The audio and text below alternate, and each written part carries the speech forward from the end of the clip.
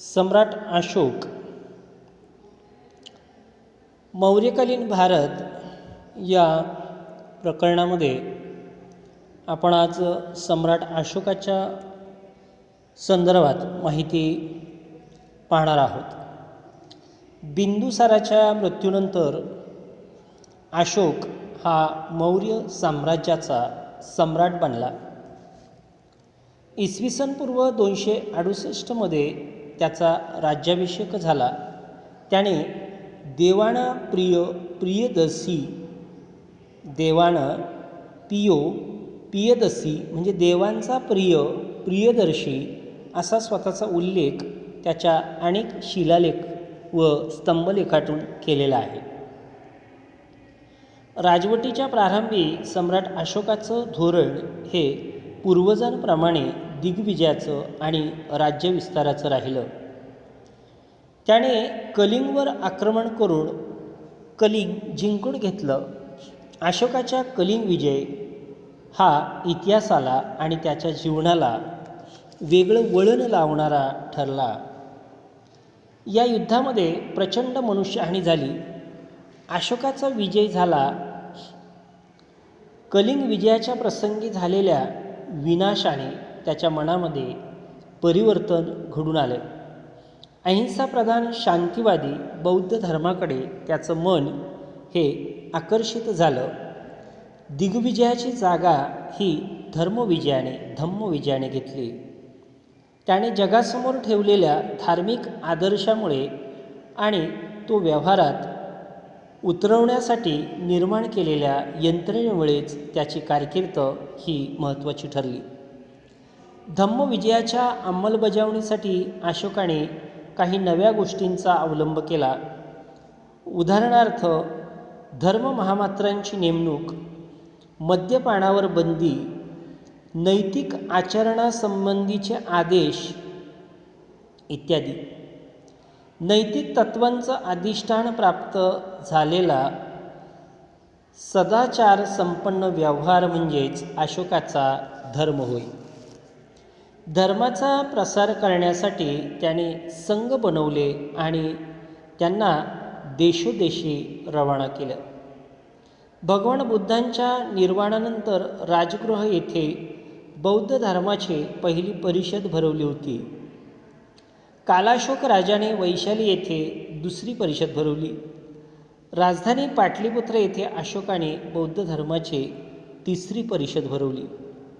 अशोकाच्या मृत्यूनंतर सत्तेवर आलेले मौर्य राजे सक्षम नव्हते. त्यामुळे मौर्य साम्राज्याचा ऱ्हास सुरू झाला. बृहद्रथ हा मौर्य घराण्याचा शेवटचा राजा होता आणि पुष्यमित्र या त्याच्या सेनापतीने त्याची हत्या केली आणि पुष्यमित्र शुंगाने शुंग शासन व्यवस्था ही त्या ठिकाणी स्थापन केली. तर एकूणच आजच्या या भागामध्ये आपण सम्राट अशोक आणि त्याची कारकीर्द या संबंधी माहिती हे पाहिलेली आहे. त्यामध्ये सहज आता 1-2 मुद्द्यांची चर्चा आपण अजून या ठिकाणी करणार आहोत. त्याच्यामध्ये अशोकाचे शिलालेख आणि स्तंभलेख. तर अफगाणिस्तान, नेपाळ आणि भारत या प्रदेशामध्ये सगळीकडेच अशोकाचे शिलालेख आणि स्तंभलेख हे विखुरलेले आहेत. सम्राट अशोकाचा मीरतमध्ये असलेला स्तंभलेख हा इसवी सन 1750 मध्ये पेट्रो टिफेन थेलरने शोधून काढला. अशोकाचे लेख हे ब्राह्मी लिपीमध्ये कोरलेले आहेत. इसवी सन 1837 साली जेम्स प्रिन्सेप याने आलेखातील ब्राह्मी लिपीचे वाचन केले. अशोकाचे शिलालेख अशोकाच्या कारकिर्दीच्या इतिहासाची अतिशय महत्त्वाची साधने आहेत. त्याच्या आधारे मौर्य साम्राज्याच्या प्रशासनासाठी अशोकाने केलेल्या कामगिरीचं वर्णन हे त्यातून मिळतं.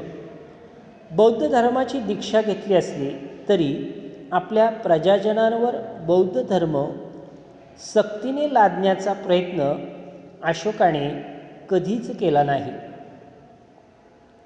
परदेशात बौद्ध धर्म आणि भारतीय संस्कृतीचा प्रसार करण्यासाठी अशोकाने बौद्ध भिक्खूंना पाठवण्याचा लेखी पुरावा या लेखातून मिळतो.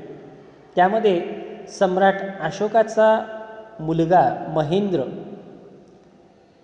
आणि कन्या संगमित्ता किंवा संगमित्रा यांचा समावेश देखील आहे.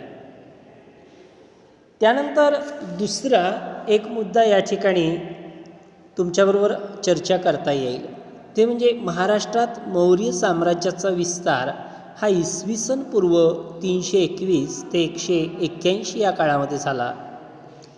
मौर्य गुजरातकडून सोपाऱ्यामध्ये आले असावेत. सोपारा हे प्राचीन प्रसिद्ध बंदर उत्तर कोकणामध्ये आहे. सोपारा आणि चौल किंवा चंपावती ही भरभराटीला आलेली व्यापारी केंद्र आणि बौद्ध धर्माची अभ्यासपीठं होती. भगवान लाल इंद्रजींनी बरुडा राजाचा कोट म्हणून ओळखल्या जाणाऱ्या सोपाऱ्याच्या स्तूपाचं उत्खनन केलं आणि या उत्खननामध्ये अशोकाच्या लेखाचा एक तुटलेला भाग मिळाला. अशोकाच्या 14 स्तंभलेखांपैकी तो 8वा स्तंभलेख होता. मुंबईच्या एशियाटिक सोसायटीच्या वस्तुसंग्रहालयात यातील काही अवशेष हे ठेवलेले आहेत. 9वा स्तंभलेख भुईगाव नावाच्या गावामध्ये सापडला. त्याचे अवशेष मुंबई येथील छत्रपती शिवाजी महाराज वस्तुसंग्रहालयामध्ये ठेवण्यात आलेले आहे. तर एकूणच आजच्या या भागामध्ये आपण विस्ताराने या ठिकाणी अशोकाच्या संदर्भात माहिती पाहिली. त्याचप्रमाणे अशोकाच्या शिलालेखातून पश्चिमेकडील जगातील त्याच्या अनेक समकालीन राजांचा देखील उल्लेख आलेला आहे. एका शिलालेखातील उतार्यातून ग्रीक राजा अंतियोक आणि अंतियोकाच्या राज्यापलीकडील प्रदेशातील 4 ग्रीक राजे तुलमाय, अंतिकिना, मक आणि अलेक्सुंदर या राजांची ओळख ही या ठिकाणी त्याने स्पष्ट करण्याचा प्रयत्न केला. ते म्हणजे सिरियाचा अँटिओकस. आता अलीकडच्या काळामध्ये या नावांची ओळख ही स्पष्ट झालेली आहे.